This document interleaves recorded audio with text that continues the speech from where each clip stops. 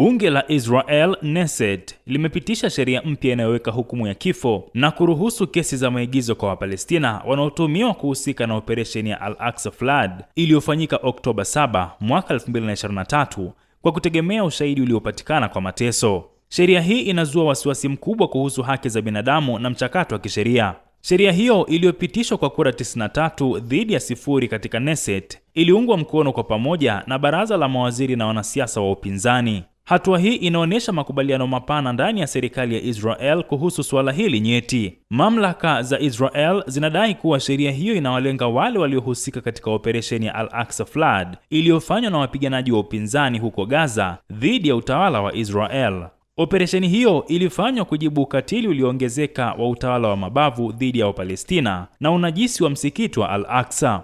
Mashirika ya haki za binadamu ya Kipalestina na Israel yamelaani sheria hiyo, yakisema kuwa ni ukiukaji mkubwa wa sheria za kimataifa. Mashirika hayo yanabishana kuwa sheria hiyo inabadilisha mchakato wa kimahakama kuwa onesho la kisiasa lililoundwa ili kupata hukumu za wingi. Sheria hii mpya inawapa majaji mamlaka makubwa ya kukubali ushahidi uliopatikana chini ya hali za kulazimisha ambazo zinaweza kufikia mateso au unyanyasaji, jambo linaloashiria kupungua kwa makusudi kwa ulinzi wa kisheria ulioundwa kuhakikisha kesi za haki. Hii inazua maswali kuhusu uhalali wa ushahidi unaotumiwa. Muna Haddad, wakili wa Adala, kituo cha sheria cha haki za wachache wa Kiarabu katika ardhi ya Palestina, alieleza kuwa muswada huo unaruhusu waziwazi kesi za wingi zinazotofautiana na sheria za kawaida za ushahidi, ikiwemo mamlaka pana ya kimahakama ya kukubali ushahidi uliopatikana chini ya hali za kulazimisha ambazo zinaweza kufikia mateso au unyanyasaji. Sheria mpya inaunda mfumo maalum wa kisheria wa kuwashtaki wa Palestina waliotekwa nyara,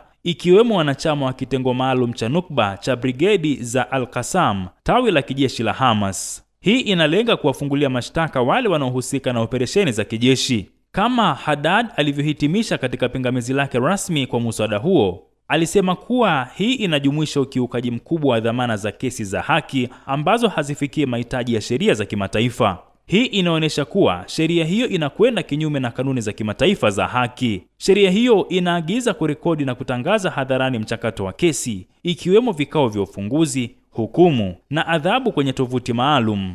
Hii inatofautiana sana na utaratibu wa kawaida wa kimahakama wa Israel ambao kwa kawaida unakataza kamera mahakamani. Lakini hatua hii inalenga kuonesha kesi hizo kwa umma.